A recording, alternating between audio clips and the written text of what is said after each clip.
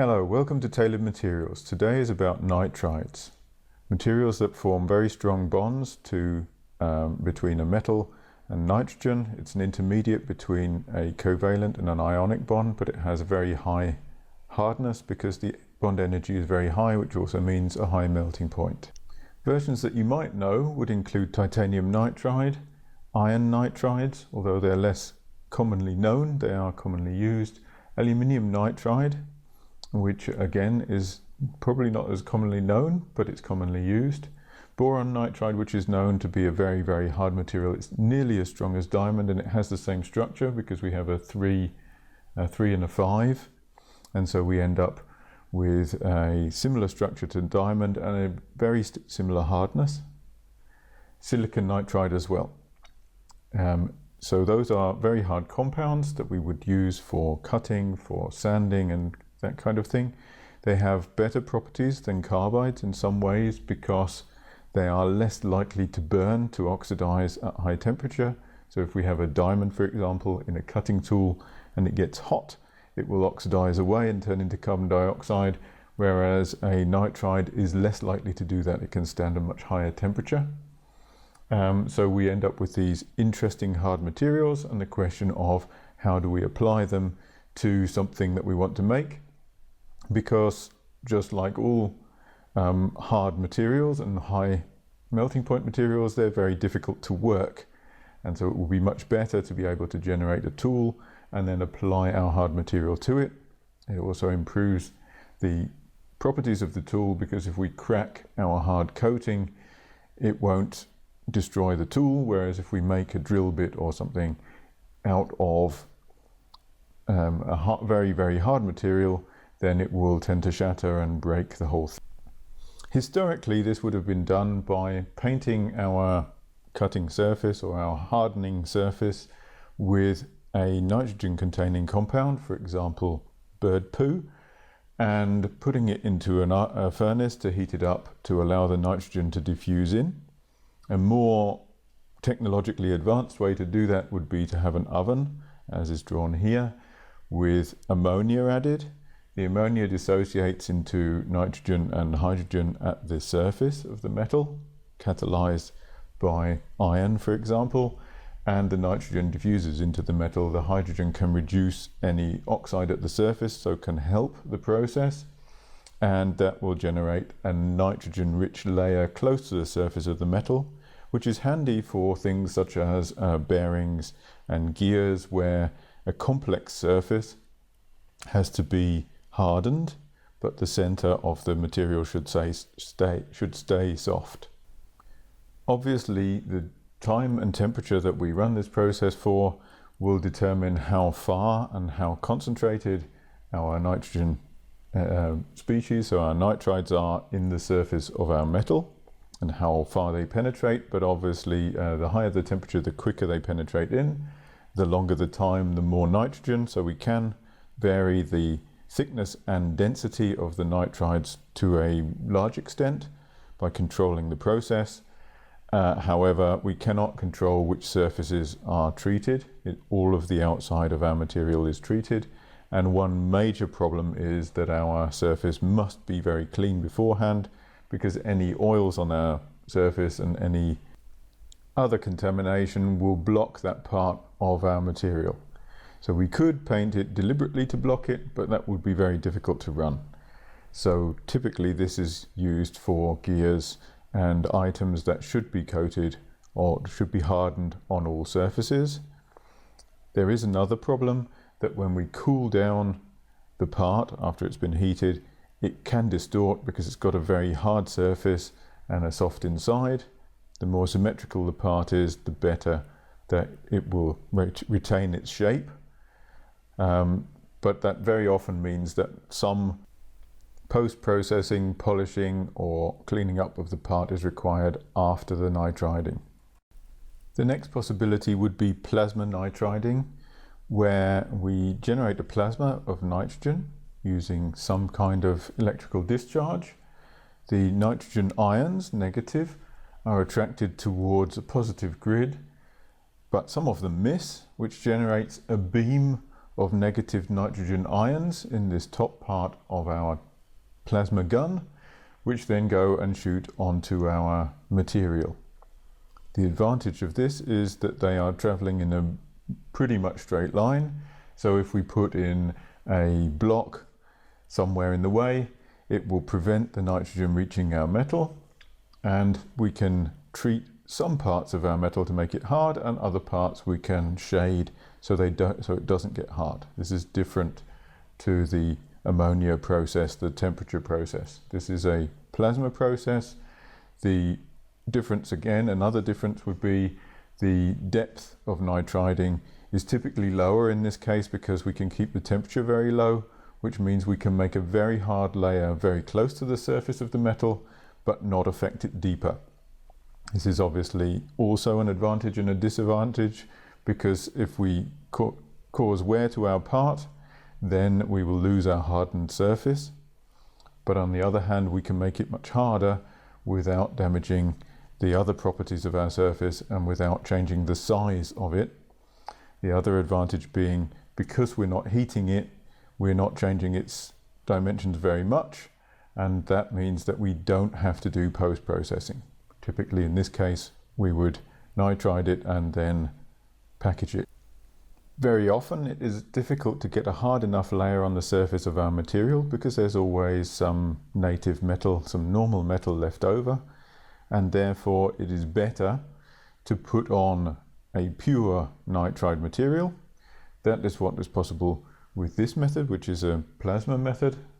Typically, if we wanted to sputter, this is our sputter head on the left here. If we wanted to sputter with titanium nitride, for example, a lot of the nitrogen would be lost into the gas phase. It would be pumped away into the vacuum, and we would get titanium with a bit of nitrogen in there.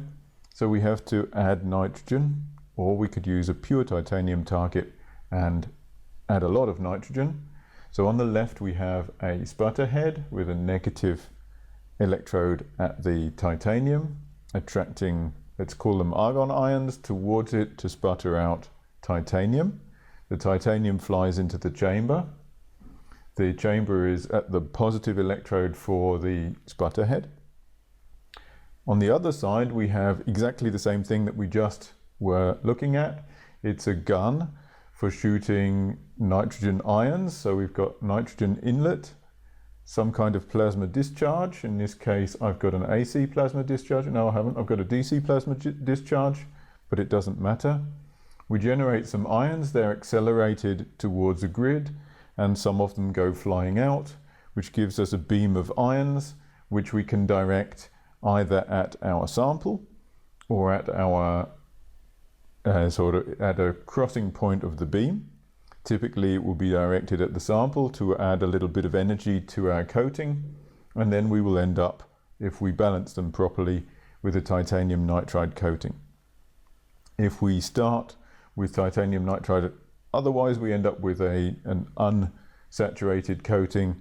Silicon dioxide is similar. If we start to sputter glass to make a silicon dioxide coating, we end up with some weird mixed suboxide of silicon unless we deliberately add oxygen to the coating, which gives us back a non-conducting glass. That is important if we want to make a non-conductor, but it's also important if we want to make a hard material.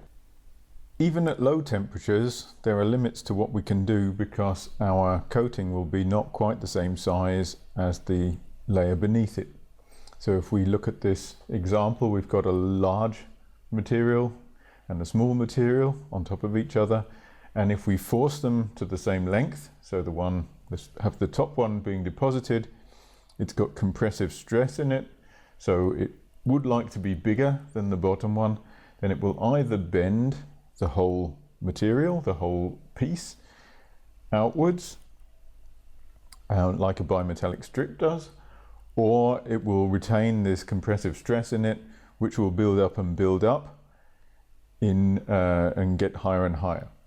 If our coating material is smaller than our base material, it will be under tensile stress instead, and it depends which material, which substrate that we have, whether we have compressive or tensile stress.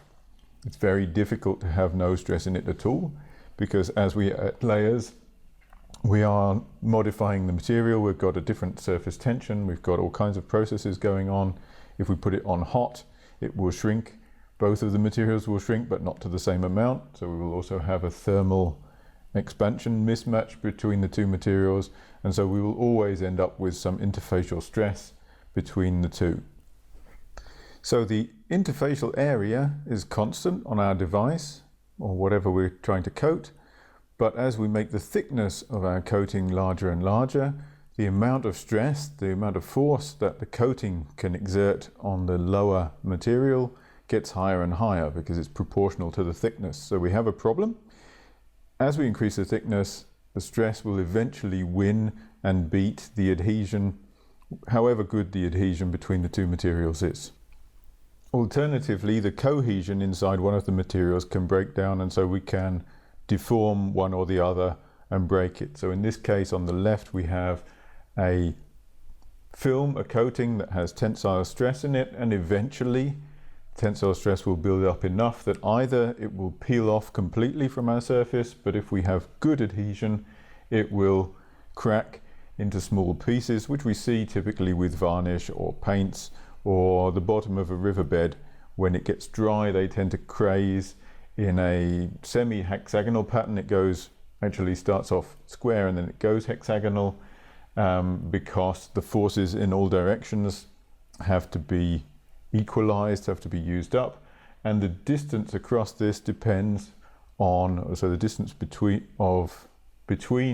different cracks is dependent on how much stress can build up, so in the thickness of the film and the tensile stress.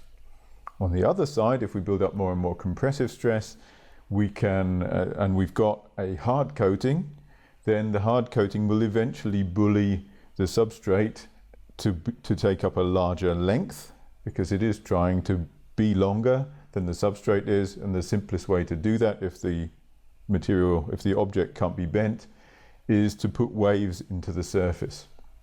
So those are two typical things that will happen if we're not careful.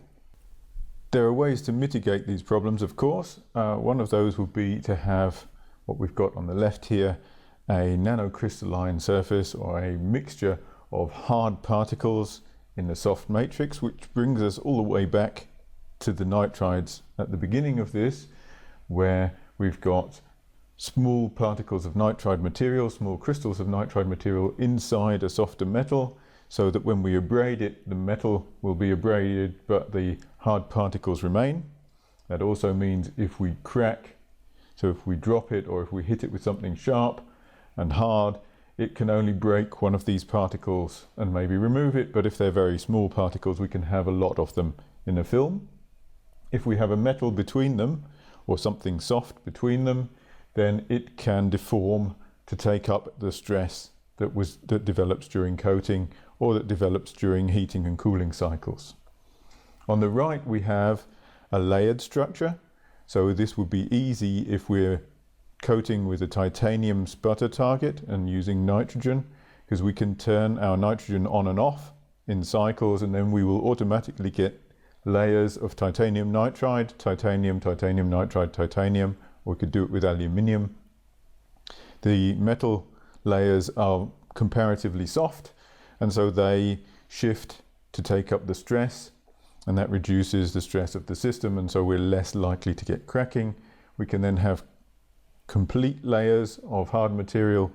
It has advantages and disadvantages. Obviously they can crack all the way through, but they are also smoother and easier to maintain. It depends what we want to do with our coating. Okay, that'll do for one video. We'll come back and do a little bit more before we finish our topic.